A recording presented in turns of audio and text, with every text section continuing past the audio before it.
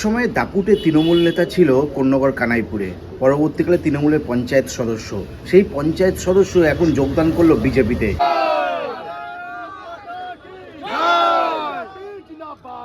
ভারত মাতা কি জয়, ভারত মাতা কি জয়।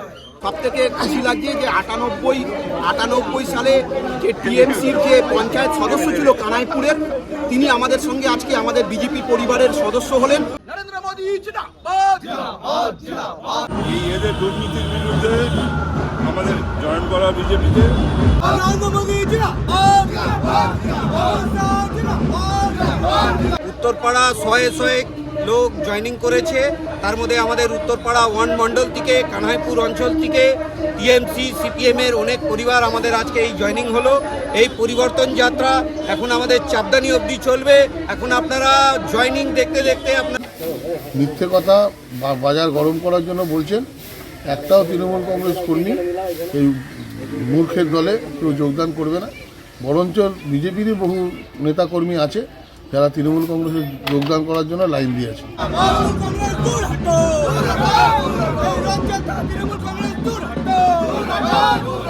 আমি জল করলাম এই অত্যাচার, এই দুর্নীতির এগেনস্টে লড়বো বলে।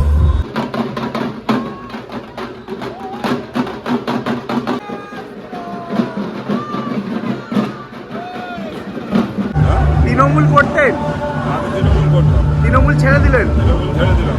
কেন? এই দুর্নীতির জন্য, এই অপব্যবহারের জন্য, এই সমস্ত এর জন্য আমরা ছেড়ে দিলাম। শুধু ভাতার উপর দাঁড়িয়ে আছে। আমাদের লোকাল জায়গায় সাংঘাতিকভাবে চুরি দুর্নীতির সাথে যুক্ত হয়ে পড়েছে সব তৃণমূল কংগ্রেসের নেতারা।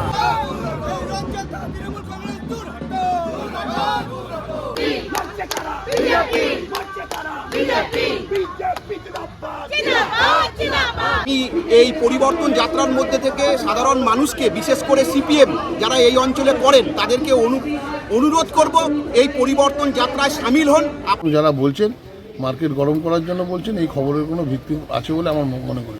এই বিষয়ে কি জানিয়েছেন বিজেপি নেতৃত্ব, সেটাও আপনাদের সামনে রইল। শুধু তৃণমূল না, সাধারণ মানুষও জয়েন করছে, কেননা পরিবর্তন হচ্ছে এটা নিশ্চিত। আপনারা দেখেছেন যেখানে আমাদের উত্তরপাড়া যেখানে থেকে আমাদের র্যালি শুরু হয়েছে, তারপর চারিদিকে দুদিকে রাস্তার ধারেতে মানুষের যে জনসমর্থন আপনাদের ক্যামেরাতে ধরা পড়েছে। পরিবর্তন নিশ্চিত, তাই সাধারণ মানুষ আমাদের কাছে এসে জয়েন করছে। কতজন জয়েন করলো? এখানে 15 জন জয়েন করেছে। বলবো একটাই, 1998 সালে প্রথম শুরু করেছিলাম তৃণমূল কংগ্রেসটা। তারপরে পাওয়ারে আসার পর যে হারে দুর্নীতি, যে হারে অত্যাচার মানুষের উপর করছে, কোথাও কোনো চাকরির প্রতিশ্রুতি দিয়ে এসেছিল একটা কিছু নেই, শুধু ভাতার উপর দাঁড়িয়ে আছে। আমাদের লোকাল জায়গায় সাংঘাতিকভাবে চুরি দুর্নীতির সাথে যুক্ত হয়ে পড়েছে সব তৃণমূল কংগ্রেসের নেতারা। আপনি বিজেপিতে আপনারা জয়েন কেন করলেন? আমি জল করলাম এই অত্যাচার, এই দুর্নীতির এগেনস্টে লড়বো বলে।